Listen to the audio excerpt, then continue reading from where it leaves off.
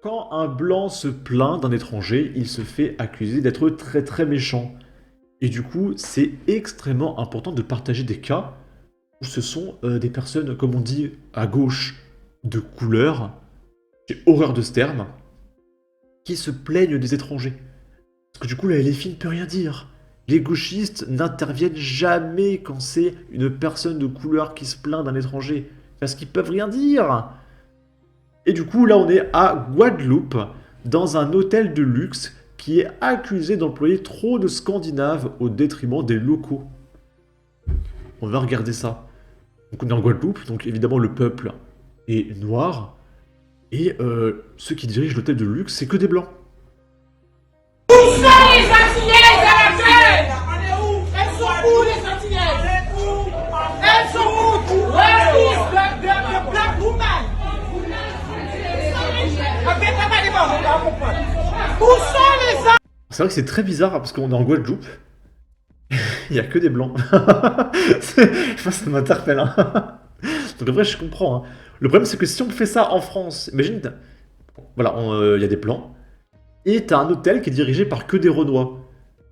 Et si un blanc fait le scandale que fait cette dame-là, mais il passe sur toutes les chaînes de télé, et on va dire que le mec, c'est plus ou moins un descendant du régime de Vichy, d'accord. Mais là, c'est en Guadeloupe, et c'est des blancs qui sont méchants, donc ça passe. Antillaises à la terre de cet hôtel. Où sont? Et du coup, il y a du texte, personne ne parle. Des dizaines de personnes se sont rassemblées à l'accueil de cet hôtel de luxe pour dénoncer l'absence d'employés guadeloupéens. À la réception ou dans les postes à responsabilité de l'établissement. Payé par les Guadeloupéens. L'hôtel Langlais Resort Fort Royal de Déchets, repris par le groupe suédois Langlais depuis 2006, est situé sur un terrain public. Le conseil régional de Guadeloupe, propriétaire, avait approuvé la location du site par l'hôtel. En échange, l'établissement devait recruter en priorité des locaux, notamment à des postes d'encadrement intermédiaire et supérieur. Sauf que les manifestants accusent l'hôtel de contracter des CDD uniquement avec des Guadeloupéens. Les femmes de chambre sont antillaises. Les CDI et les postes de cadre ont été attribués quasi exclusivement à des employés suédois. Alors qu'en Guadeloupe, le taux de chômage atteint les 17%. Soit plus du double de la France hexagonale. Sur les sites de notation, des commentaires relèvent d'ailleurs l'absence d'employés guadeloupéens. Tenu par un groupe scandinave, personnel peu avenant et anglophone pour la plupart. On pouvait se croire n'importe où, sauf en Guadeloupe. C'est un hôtel, les mecs parlent même pas la langue locale. En vrai, c'est ouf. C'est vraiment dingue, hein.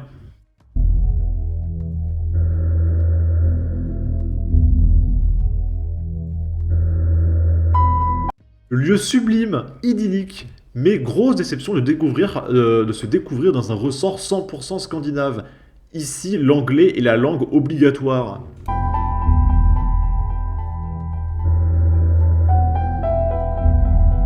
Contacté par AJ+, l'hôtel Langlais Resort Fort Royal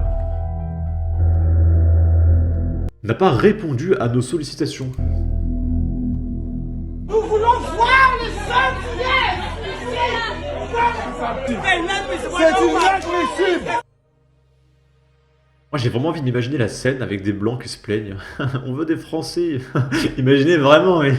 Je suis sûr qu'il y aurait Jean-Luc Mélenchon qui viendrait direct en courant. Hein, vraiment. On passerait sur le quotidien, sur PFM, sur Belle Époque, sur France 2, France 3, France 5, M6. On passerait partout, TF1. Quand on vous dit que la France est envahie par les Suédois.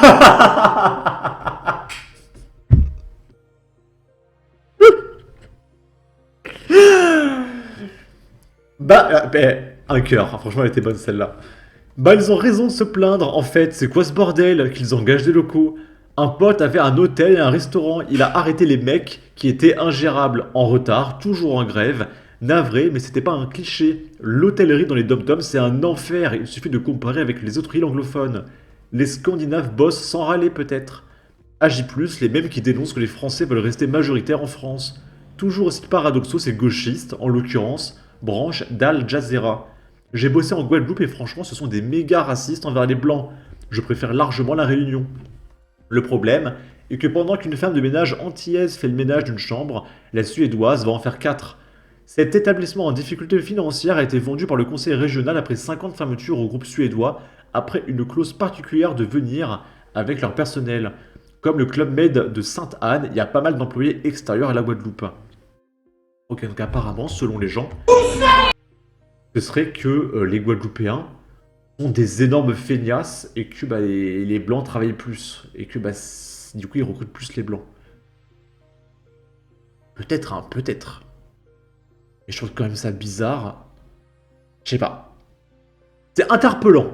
Peut-être que c'est vraiment un problème de... les Guadeloupéens, ils taffent pas. Bon, bref. On va passer à la news d'après. Là, c'est Kevin Ave, l'adjoint à la sécurité du 10e arrondissement de Paris, qui nous parle des trafics de médicaments.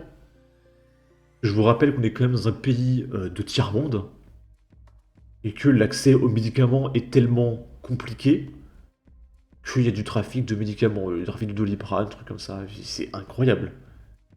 C'est incroyable. Là, on est vraiment dans un film de science-fiction. Hein. Évidemment, petit filtre anti-droit d'auteur. Tac. Allez. Ça s'est développé, en effet, ces dernières années.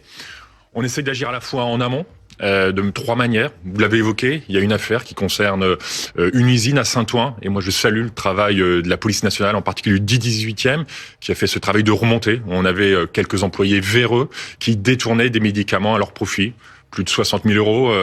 Un s'était acheté une voiture avec le produit de ce trafic. On fait ce travail-là également aussi avec les professionnels sur parfois le vol d'ordonnanciers auprès de médecins, auprès aussi des hôpitaux. Et puis aussi, c'est une minorité, mais quelques-uns parfois, nous avons des médecins ou des pharmaciens qui sont aussi complices de ces trafics-là. Et il y a cette action. Et puis évidemment, sur le terrain, au quotidien, police municipale et police nationale, pour lutter contre ces trafics illégaux. C'est ouf. Imaginons, t'es malade, tu veux un médicament. Comment tu retrouves des mecs comme ça pour leur acheter illégalement au black des médocs? Et je comprends pas le délire du trafic de médicaments. On en est vraiment à là? Parce que moi, si je veux du Doliprane, je vais à la pharmacie. Je vais pas chercher un mec au black qui a volé un Doliprane pour le racheter plus cher. Enfin, je comprends pas le délire du trafic de médicaments, vraiment. Hein. Peut-être que je suis pas encore à jour, hein, on est quand même en 2024. Il suffit de faire comme en Allemagne, l'ordonnance est envoyée directement à la pharmacie. Une façon de dire je n'y peux rien, c'est pas ma faute, c'est généralisé. C'est vraiment la personne à interroger. Paris, c'est pourri.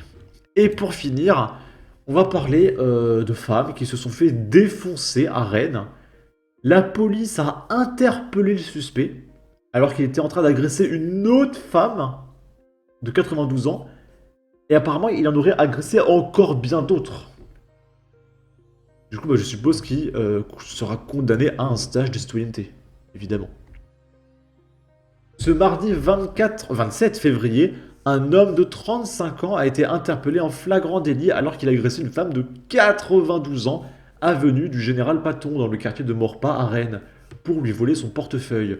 Rapidement, les policiers sont partis à sa recherche dans le quartier, avenue de Général Paton, et ont vu cet homme, qui correspondait au signalement, s'en prendre à une autre femme âgée de 92 ans pour lui voler son portefeuille. Le suspect a été immédiatement interpellé en flagrant délit. Mais vraiment, le niveau du mec... Donc c'est un voleur. Il fait ça pour l'argent. Et le mec ne s'en prend que aux femmes de 95 ans. C'est incroyable. Mais ce niveau de courage, mais me fascine. Les policiers ont découvert qu'une troisième agression avait eu lieu dans la matinée. Le suspect de 35 ans a été placé en garde à vue pour vol avec violence sur personne vulnérable. Les investigations se poursuivent notamment pour faire le rapprochement avec d'autres faits survenus ces derniers jours à Morpas et à Villejean, avec à chaque fois des personnes âgées prises pour cible et des violences commises pour leur voler de l'argent.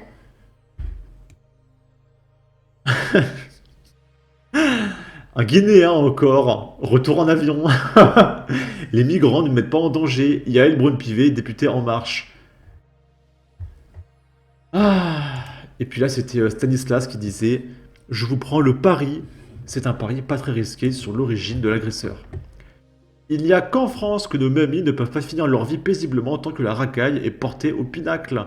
Avec le Z, pas de temps à perdre, c'est expulsion, rémigration, et c'est le seul à défendre haut et fort le principe. Encore une chance perdue pour la France. À Rennes, c'est normal, la ville transforme les gymnases en mosquées. Bref, en tout cas, n'hésitez pas à donner votre avis, votre opinion, à partager, liker, commenter, ça aidera au référencement de la vidéo sur YouTube. Abonnez-vous, suivez-moi sur Twitter et à la prochaine pour de futures vidéos. Ciao!